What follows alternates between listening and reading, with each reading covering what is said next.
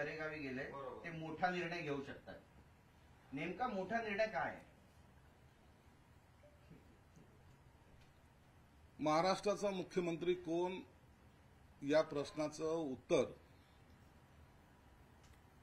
कोणालाच आणखीन सापडलेलं नाही. म्हणून प्रत्येकजण नेमकी राजकारणामध्ये काय घडामोड चाललेली आहे, कोण नाराज आहे का, कोण सीएम होणार, या सगळ्या गोष्टीवर चर्चा करतायत. आणि मी काल असं बोललो की मुख्यमंत्री एकनाथ शिंदे हे दरेगावी जात असतात आणि जेव्हा त्यांना असं वाटतं की आपल्याला एखादा मोठा निर्णय घ्यायचा आहे तर त्यावेळेला ते दरेगाव हे ठिकाण त्यांना त्यांच्या आवडीचं असल्यामुळे तिथे ते गेलेले आहेत. एक स्पष्टपणे या ठिकाणी सांगतो की मुख्यमंत्री साहेबांनी जेव्हा प्रेस घेतली त्या प्रेसमध्ये अत्यंत परखडपणे सांगितलंय की महाराष्ट्रामध्ये सत्ता स्थापन करायला माझा कोणताही अडसर असू नये किंवा माझ्यामुळे सरकार बनत नाही अशी काही लोकांची जी काही धारणा झालेली आहे ती तशी नाहीये. आणि म्हणून स्पष्टपणे त्यांनी सांगितलंय की मी तिथं कोणताही अडसर आणणार नाही. वरिष्ठ जे नेते निर्णय घेतील त्याला माझा पक्ष आणि मी बांधील राहील. एवढं स्पष्टपणे निर्णय घेतल्यानंतर दिल्लीमध्ये झालेल्या बैठकीमध्ये सुद्धा त्यांनी आवर्जून हेच सांगितलं की आपण निर्णय घ्यावा, तो आम्हाला मान्य असेल. आता हा खऱ्या अर्थानं भाजपच्या वरिष्ठ नेत्यांनी याच्यात निर्णय घ्यायचा आहे. एकंदरीत राजकीय समीकरण पाहून कुणाला मुख्यमंत्री करावं हा विषय मोदी साहेब आणि अमित शाह साहेबांकडे आहे. त्या निर्णयाला का वेळ लागतोय याबद्दलची आम्हाला कोणतीही माहिती नाही. परंतु जोपर्यंत मुख्यमंत्र्यांचा चेहरा किंवा मुख्यमंत्री ठरत नाही तोपर्यंत इतर खात्यावर सुद्धा काही चर्चा झाल्याचं मला माहिती नाहीये. पण जनरली असं असतं की जेव्हा सत्ता परिवर्तन होतं किंवा मुख्यमंत्री बदलतो त्यावेळेला ज्या पक्षाचा मुख्यमंत्री असतो त्याच्याकडे असलेली खाती किंवा त्याच्या सहकार्याकडे असलेली खाती याबद्दलचं खाते वाटपाचं चर्चा सुरू होते.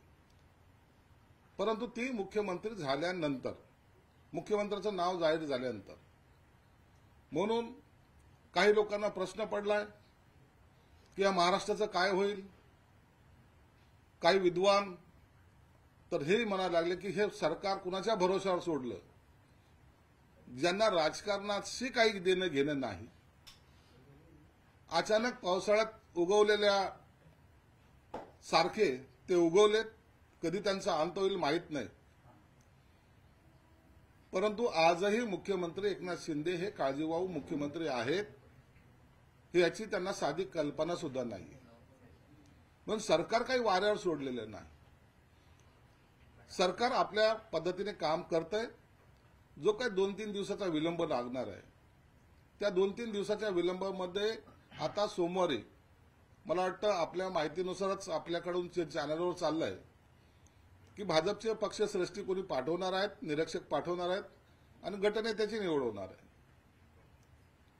शिंदे साहेब आपला निर्णय काय घेतात, का ते दरेगावला गेलेत, त्यांची तब्येत ठीक नाही का, की त्यांना वेगळा निर्णय घ्यायचा काही, असं समजण्याचं काहीच कारण नाही.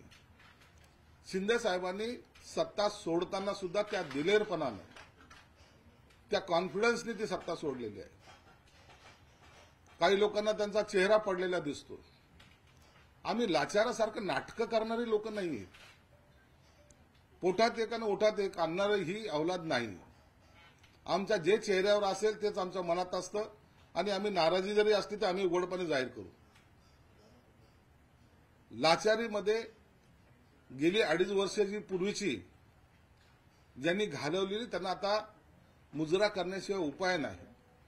म्हणून कधी ते कुणाची तारीफ करतात, कुणावर टीका करतात. त्या टीकेला करण्याला सुद्धा काही अर्थ नाही. यांनी आता टीकेशिवाय यांच्याकडे दुसरा उद्योग राहिलेला नाही. म्हणून तुम्हाला स्पष्टपणे सांगतो, शिंदे साहेबांनी आपली भूमिका स्पष्ट केलेली आहे. शिंदे साहेबांनी सांगितलंय की तुम्हाला जो निर्णय घ्यायचा तो घ्या. मी शिवसेनेचा पक्षप्रमुख म्हणून, मुख्य नेता म्हणून माझी त्याला संमती असेल. आम्ही तुमच्याबरोबर आहोत. महायुतीमध्ये कोणत्याही प्रकारचा खोडा किंवा महायुतीमध्ये कोणत्याही प्रकारचा ताणतणाव नाही. संजय राऊतांनी आज असं म्हटलंय की एकनाथ शिंदे यांचं मानसिक संतुलन बिघडलंय, त्यांच्या आरोग्यावरती परिणाम झालाय, त्यामुळे त्यांच्या सहकाऱ्यांनी त्यांच्यावरती चांगले उपचार करावेत अशा पद्धतीची टीका केली. मानसिक संतुलन कुणाचं बिघडलंय हे विधानसभेच्या निकालानंतर कळालेलं आहे. जे ऊर बडून सांगत होते की आमची सत्ता येणार 160 170, पूर्ण 60 सुद्धा गाठू शकले नाही. 160 तर वेगळीच बाब आहे. म्हणून यांचं मानसिक संतुलन तर यांचं बिघडलेलं आहे. म्हणून तर यांचे जे काही इतर नेते आहेत ते त्याच्यावर एक शब्दही बोलत नाही. त्यांना त्यांची चूक कळालेली.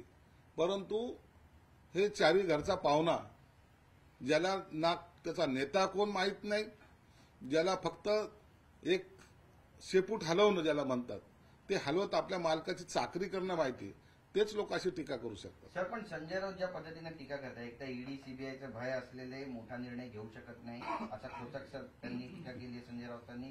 दुसरीकडे म्हटलं की भाजपची मेहरबानी म्हणून मुख्यमंत्री पद दिलं आणि नाराज मुख्यमंत्री अमावस्येला गेले. भाजपने ते पद का दिलं, कशामुळे दिलं त्याची कल्पना त्यांनाही आहे. भाजपच्या दारामध्ये जाऊन तिथून किती वेळा वापस आली याची कल्पना सुद्धा संजय राऊतला आहे. आम्ही जे मिळवलं ते आम्ही स्वकष्टाने आणि स्वतःच्या हिमतीवर मिळवलेलं आहे. एवढी ताकद ज्या नेत्यामध्ये आहे त्या नेत्यांनी केलेला उठाव महाराष्ट्राने आणि देशाने पाहिलेला आहे.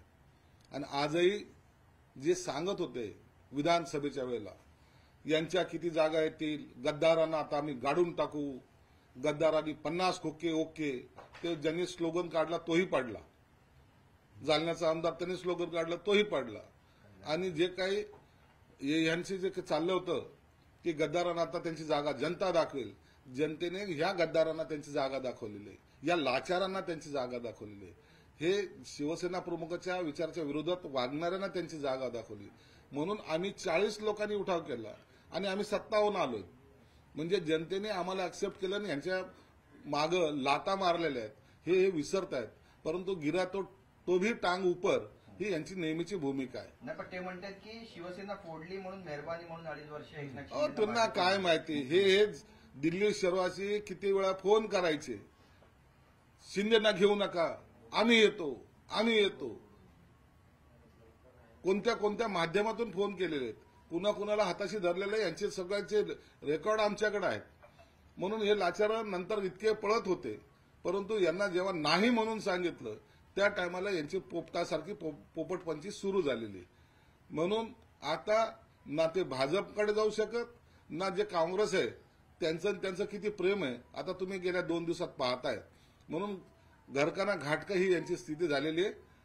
शरद पवार साहेब यामध्ये जी भूमिका घेत आहेत त्यानुसार असं वाटतंय की आता उबाटाचं कार्यकाल किंवा त्यांचं सर्व लाईफ आता या ठिकाणी संपलेलं आहे. त्यामध्ये मोदी शहांचे लाडके भाऊ आता राहिलेले नाहीयेत असं म्हणतात. ज्या पद्धतीने टीका टिप्पणी होते, केवळ मुख्यमंत्री पदाचा चेहरा जाहीर होत नाहीये यासाठी विरोधकांच्या हाती आयतं पोलीस सापडले म्हणा. त्यांचे किती लाडके भाऊ आहेत की नाही त्याला तुम्हाला करायचं काय. अहो ते एकनाथ शिंदे आहेत, ते तुमच्यासारखे लाचार थोडी आहेत.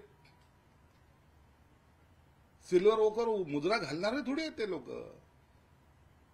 राहुल गांधीला भेटायला काश्मीरपर्यंत जाणारे थोडी आहेत. त्यांच्या भारत जोडो यात्रेमध्ये रस्त्यामध्ये जाऊन यवतमाळकडे भेटणारे गळ्यात गळा घालणारे ते थोडी येते. ते एकनाथ शिंदे आहेत. आणि सत्ता सोडताना सुद्धा अशी इझिली सोडता येते. तुमच्यासारखे चिटकून नाही बसलेले. 5 वर्षाची सत्ता चालले फरफटत. 5 वर्ष आता मी मुख्यमंत्री राहणार, 5 वर्ष आता आपण असं राज्य करणार.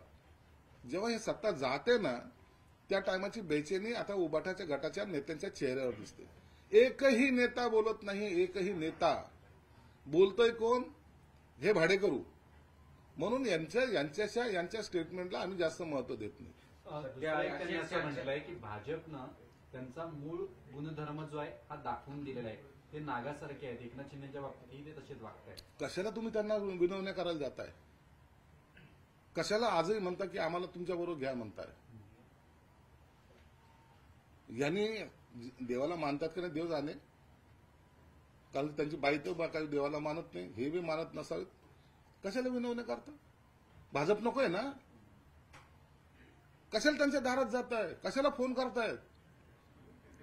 और लाचारांनो, इतकी लाचारी पत्करू नका. सत्तेसाठी कशासाठी एवढी करताय तुम्ही? परंतु एकीकडे बोलायचं दुसरं आणि खालून चालायचं दुसरं, ही जी दुप्पट्टी भूमिका आहे ना, हीच उभाटायला सगळ्यात महाग पडलेली आहे. अशी एक चर्चा आहे की एकनाथ शिंदे यांना युतीच्या समन्वय समितीचं प्रमुख व्हायचंय, त्यांना प्रमुख पद पाहिजे. एकनाथ शिंदे साहेबांची उंची एवढी वाढलेली आहे, त्यांच्या शब्दाला जो काही मान आहे हा महाराष्ट्र जाणतोय.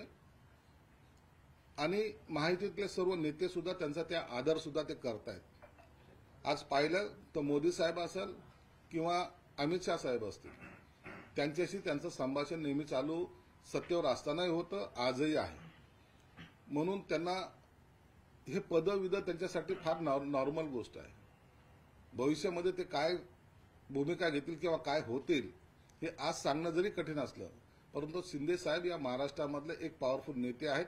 हे सर्वच पक्षाच्या नेत्याला आता मान्य करावं लागेल. साहेब, पण एक प्रश्न महत्वाचा आहे. मुख्यमंत्री पदाचा दावा सोडलेला आहे का मुख्यमंत्र्यांनी, एकनाथ शिंदे यांनी? आणि दुसरा प्रश्न असा आहे की जर मुख्यमंत्री पद घेतलं नाही तर ते उपमुख्यमंत्री होणार का? कारण अशी पण चर्चा आहे की नाशिक किंवा मराठवाडा या ठिकाणी हे उपमुख्यमंत्री पद एकनाथ शिंदे देऊ शकतात. तुमच्याही नावाची चर्चा होते.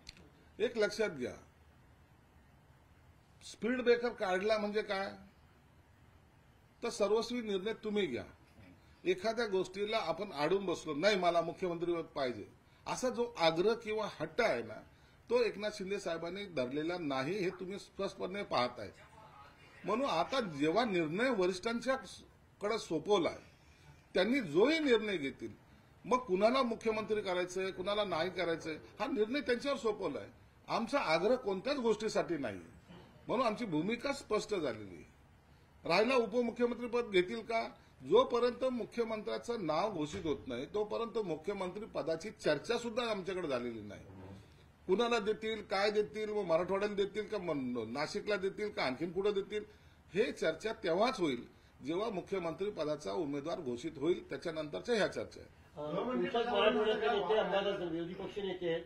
संजय शिरसाट नेहमी सगळ्यांच्या वतीने प्रतिक्रिया देतात. राष्ट्रीय पातळीवरचे नेते आहेत ते अशी उपवासात्मक तुमच्याविषयी. बरोबर आहे. आता स्टेट लेवलचा आहे तर राष्ट्रीय पातळीवर जाऊ. तुमच्यासारखा मी नेता नाहीये. जिल्ह्यामध्ये एकही सीट नाही आणली, झिरो आहे, झिरो.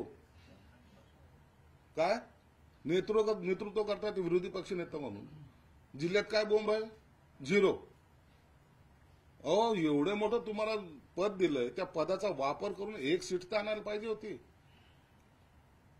ज्या उद्धव ठाकरे साहेबांच्या मेहरबानीमुळे तुम्हाला विरोधी पक्षनेता पद मिळालंय आणि ज्या एकनाथ शिंदे साहेबांमुळे तुम्ही एमएलसी झालेला आहात, त्याची तुम्हाला जाणीव नाही. म्हणून जे स्वतःचा जिल्हा सांभाळू शकत नाही ते महाराष्ट्र काय सांभाळणार आहे?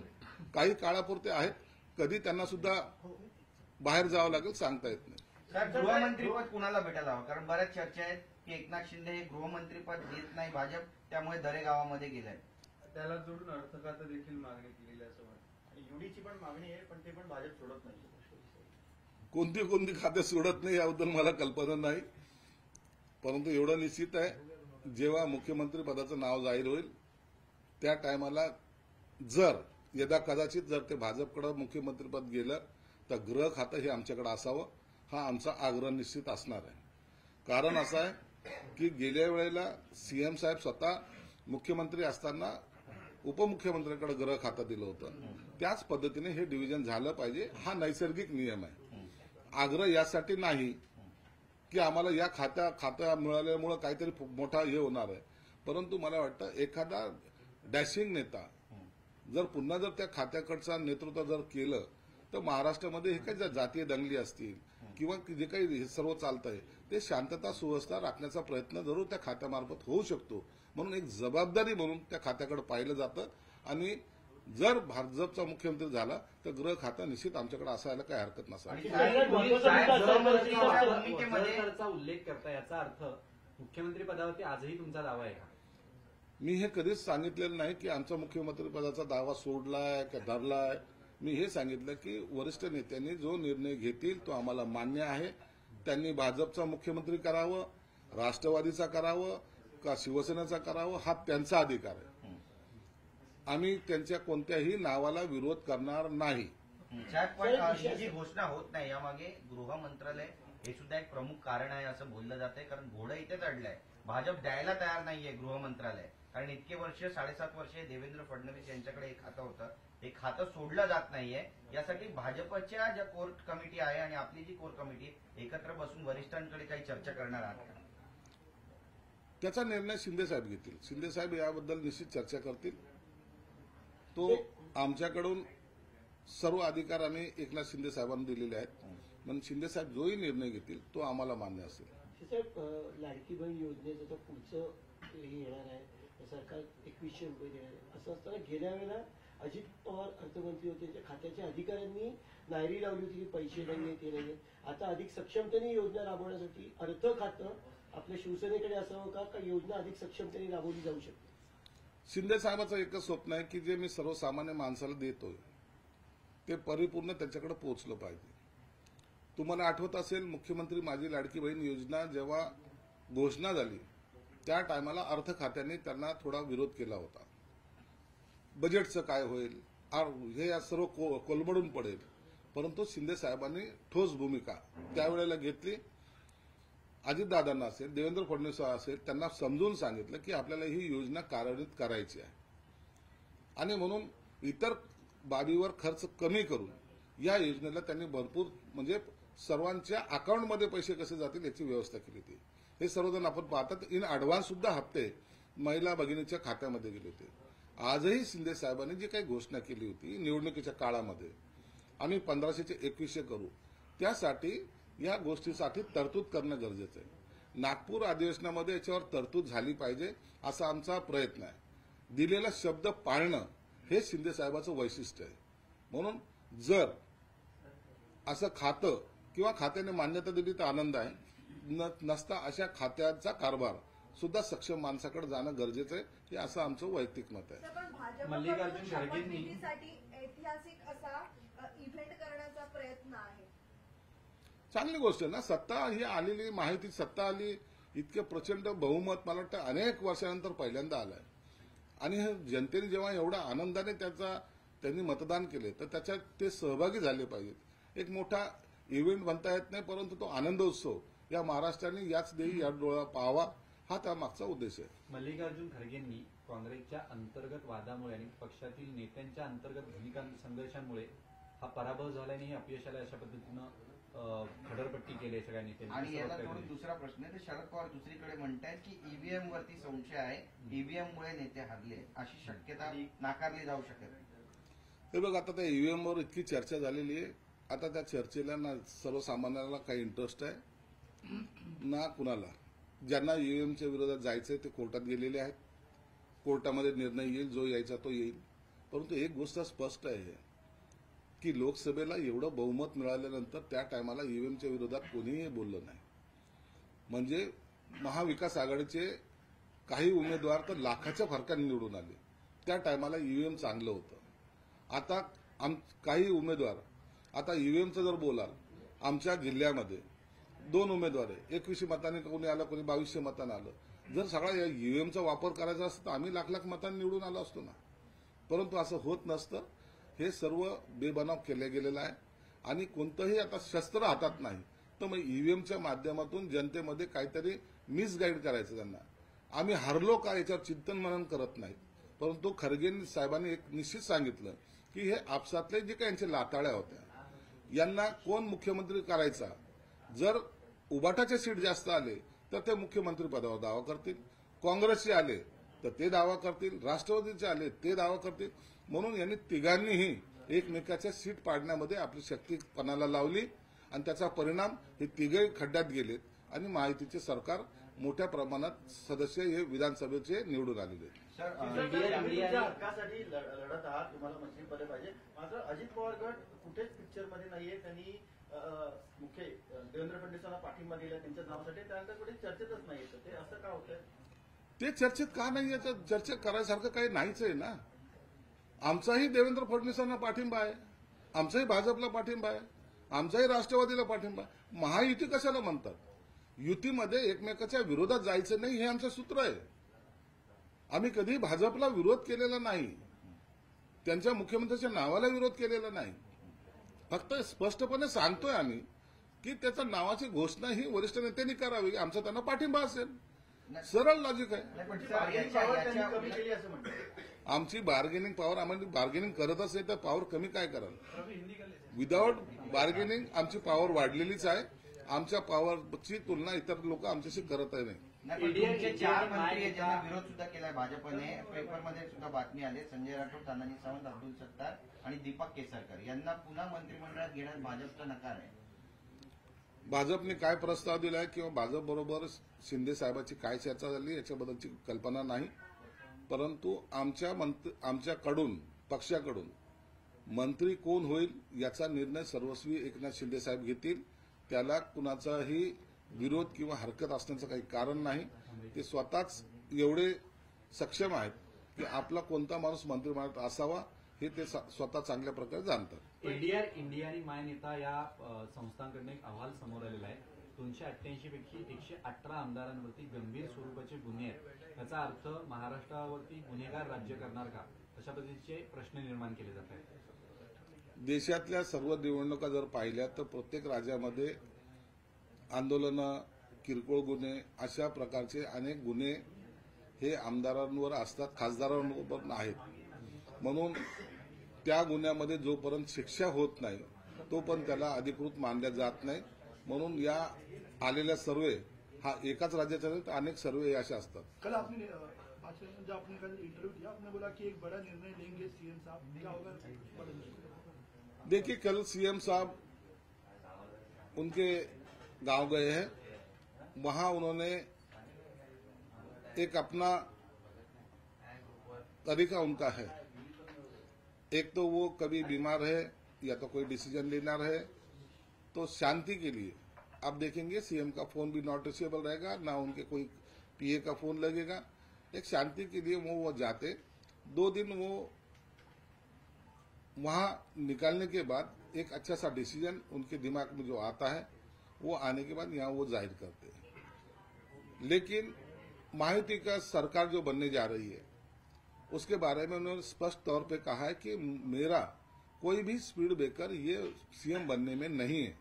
इसलिए उन्होंने प्रेस लेके ये सब बातें जाहिर की है. दिल्ली में अमित शाह साहब के साथ जो चर्चा हुई उसके अंदर भी उन्होंने ये बताया कि आप जो भी डिसीजन लेंगे वो मेरे पार्टी का और मुझे मान्य रहेगा, हमारा कोई उसको विरोध नहीं रहेगा. इसलिए महायुति में कोई गड़बड़ है या तो कुछ गड़बड़ी होने वाली, ऐसा कुछ भी नहीं होगा. महायुति की सरकार बनेगी, महायुति का मुख्यमंत्री बनेगा और ये सरकार पूरा 5 साल का कार्यकाल अपना अच्छी तरह से चलाएगी. शिंदे साहब ने सरकार बनने के वक्त क्या करना चाहिए, क्या करना नहीं चाहिए, ये सब वो अच्छी तरह से जानते हैं. इसलिए जब तक महायुति का उम्मीदवार का चयन नहीं होता, मुख्यमंत्री का नाम डिसाइड नहीं होता, उसके बाद ही बाकी सब प्रोसेस होगी. उसमें कौन से खाते किसको जाएंगे, कौन पार्टी की तरफ कौन से विभाग जा रहे हैं, किस पार्टी की तरफ नहीं जा रहे हैं, ये सब बातें बाद में होगी. भाई जगताप जो है कांग्रेस के नेता, उन्होंने बयान दिया, उन्होंने कहा है कि इलेक्शन कमीशन को कुत्ता का है और उन्होंने कहा है कि मैं इसको लेकर अपोलोजाइज या माफी नहीं मांगूंगा. भाई जगताप रहो या संजय राउत रहो, ये लोगों को हार बर्दाश्त नहीं हो रही. जो तरीके से ये बात करते थे कि हम जो बोलते हैं वही होगा, जो इनको लोकसभा के वक्त भारी बहुमत मिला था, उनके खासदार जो सांसद जो चुन के आए थे, उसके बाद उनको लग रहा था कि ये आने वाली सत्ता हमारी है और अब कौन कुर्सी पे बैठेगा, कौन जाएगा, कौन से विभाग का मंत्री रहेगा, यहां तक उनकी बातचीत चल रही थी. लेकिन लोगों ने जो उनको धोबी पछाड़ दी है, उसके बाद वो जमीन पे आ गए. वो आने के बाद थोड़ा बौखला गए और उसकी वजह से इलेक्शन कमीशनर को भी कुछ भी बोलते हैं, कभी नेताओं को कुछ बोलते हैं. वो अब लोग उनके सुनने के मूड में नहीं है। जो वक्फ बोर्ड की जो निर्णय लिया गया था, अब सरकार ने, महाराष्ट्र सरकार ने यू टर्न ले लिया है। 10 करोड़ रुपए देने की बात कही थी वक्फ बोर्ड को, वो यू टर्न ले लिया। सर इसी से जुड़ा है कि विपक्ष जो है अटैक किया जो है महायुति पर। उनका कहना था कि मुस्लिम वोट इन्हें चाहिए, हिंदू वोट इन्हें चाहिए, ये ना मुसलमान के हैं ना हिंदू के हैं। पहले वक्फ के खिलाफ गालियां दे रहे थे, वक्फ बिल बदलने की बात कर रहे थे और महाविकास आघाड़ी वक्फ के साथ है ये बोल रहे थे। और अब इन्होंने खुद 10 करोड़ रुपए दिया है और जब विपक्ष ने इस पर सवाल पूछना शुरू किया तो ये अपने जो है फैसले से वापस आ गए। ये कहना चाहिए कब ये डिसीजन हुआ था, कैसे ये डिसीजन लिया गया, इसके बारे में थोड़ा सा देखिए, हम किसी मुस्लिम समुदाय या दलित समुदाय इनके खिलाफ नहीं है। इन्होंने जो नैरेटिव सेट किया था लोकसभा के वक्त, उन्होंने ये बताया था कि ये घटना बदलने वाले लोग हैं, ये मुस्लिमों को पाकिस्तान भेजने वाले लोग हैं। और वो सब बातें जब चली तो लोकसभा में उनको अच्छा सा माहौल बन गया और उनको सत्ता उनके पास आई थी। मतलब बहुत सारे सांसद चुन के आए थे। जब लोगों को पता चला कि ये सब बातें झूठी थी तो उसके बाद ये विधानसभा में हमको बहुमत मिला है। वक्फ बोर्ड की जो बात है, वो वक्फ बोर्ड के बारे में सत्ताधारियों ने जो भी दिया होगा तो वो एक अच्छे काम के लिए दिया होगा, लेकिन आप देखेंगे कि उसका वितरण विधानसभा के वक्त नहीं हुआ।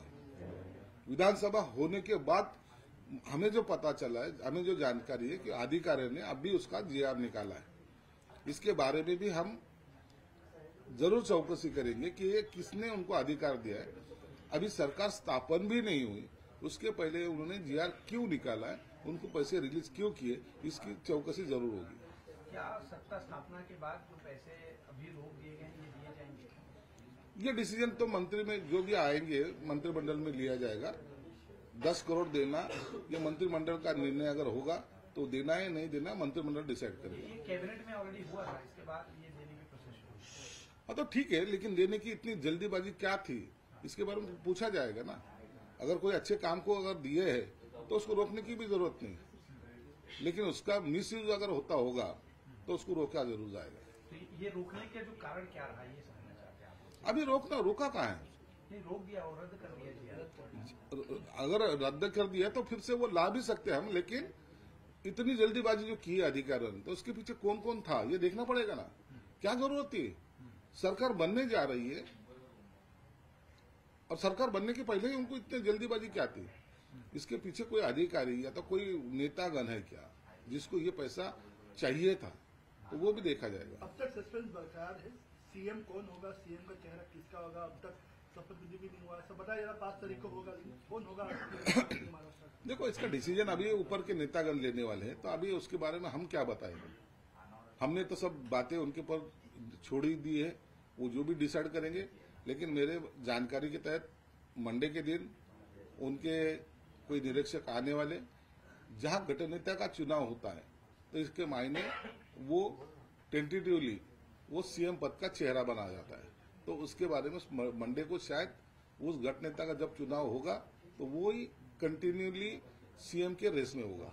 सर एक सवाल ये था कि विपक्ष ये कह रहा है कि शिंदे साहब की तबीयत खराब हो गई है, वो बीमार हैं। संजय राउत ने तो मानसिक स्थिति तक पर सवाल खड़ा कर दिया और इसी वजह से वो अपने गाँव भाग गए। इस पर क्या कहना चाहेंगे सर? क्या तबीयत खराब है या फिर जैसा आप कह रहे हैं कि कोई बड़ा डिसीजन लेने से पहले वो ऐसा करते हैं, तो क्या बड़ा डिसीजन लेने वाले हैं? देखो, संजय राउत का कहने का कोई मतलब नहीं। संजय राउत ये बकवास आदमी है, वो जो भी करेगा उसके दिमाग पे पहले तो उसका ही असर हुआ है। उनको जो हार हुई है उसमें से वो बाहर निकल नहीं पा रहे। वो नहीं जानते राजनीति, उनको सिर्फ लोगों की दलाली करना जानते हैं। कोई भी पार्टी की, आप संजय राउत किसका आदमी है? कोई बोलेगा शरद पवार का, तो कोई बोलेगा उद्धव गट का। तो ये किसी एक का आदमी नहीं है। तो ये लोगों के बातों पे हम ज्यादा अहमियत नहीं देते उनकी। लेकिन एक बात जरूर है, शिंदे साहब जो भी डिसीजन लेते हैं बड़े सोच विचार करके लेते हैं। आपने देखा होगा, सत्ता होने के बावजूद भी उन्होंने जो उठाव किया था, कांग्रेस राष्ट्रवादी छोड़ने की जो बात की थी, आज वो सक्सेस हो चुकी है। और आज सही मायने में शिवसेना क्या है, तो शिवसेना शिंदे साहब चला रहे वही है। और 57 एमएलए आज उन्होंने चुन के लाए खुद के बलबूते पे। ये बहुत बड़ी बात होती है। इसलिए शिंदे साहब का 2 दिन के बाद मंडे के दिन वो जब आएंगे तो इसके बारे में जरूर वो अपनी प्रेस भी लेंगे और सब जनता को भी दिखाएंगे कि हम क्या डिसीजन ले रहे हैं। सवाल यह है सर कि कई ऐसे खाते हैं जिसको लेकर खींचतान महायुति में चल रही है, जिसमें गृह मंत्रालय है, रेवेन्यू है, वित्त मंत्रालय है, अर्बन डेवलपमेंट मिनिस्ट्री है। गृह मंत्रालय को लेकर आप लोग क्यों जो है उस पर रेडी है? क्योंकि गृह मंत्रालय बीजेपी रखना चाह रही है, लेकिन आप लोगों की तरफ से गृह मंत्रालय की मांग की जा रही है, क्या वजह है और अभी क्या उस पर जो है निकल पा रहा है बातचीत से? अभी तक कोई खाते का बंटवारा नहीं हुआ है। ये सब सीएम के नाम के बाद ही होगा। लेकिन जो आप बता रहे, अगर ऐसा होता है, अगर बीजेपी का सीएम बनता है तो बट नेचुरल है होम मिनिस्ट्री हमारे पास आना चाहिए। और जैसे last time CM Eknath Shinde साहब थे तो होम मिनिस्टर ये अपने देवेंद्र फडणवीस साहब थे, तो वैसे इंटरचेंज तो होते रहते और वो करना भी चाहिए। लेकिन होम मिनिस्टर के तौर पर पहले 5 साल फिर 2.5 साल करीब 7.5 साल तो देवेंद्र फडणवीस होम मिनिस्टर रहे हैं। सीएम रहते हुए भी उन्होंने अपने पास जो है गृह मंत्रालय रखा, तो ऐसे में बीजेपी गृह मंत्रालय देने के लिए जो है तैयार नहीं है, तो क्या उसके बारे में बड़े नेता बैठ के तय करेंगे क्या होगा। ऐसा तो नहीं होता कि ये खाता हर एक ही इसके पास जाना चाहिए। अर्थ खाता आप देखा होगा हमेशा बीजेपी के पास रहा था, वो चेंज होके फिर वो अभी राष्ट्रवादी के पास गया, दिया ना। फाइनेंस डिपार्टमेंट तो उनके पास ही रहता था, वो दिए अजय दादा को। तो ऐसा खाता चेंज करने में कोई इतनी दिक्कत नहीं आती।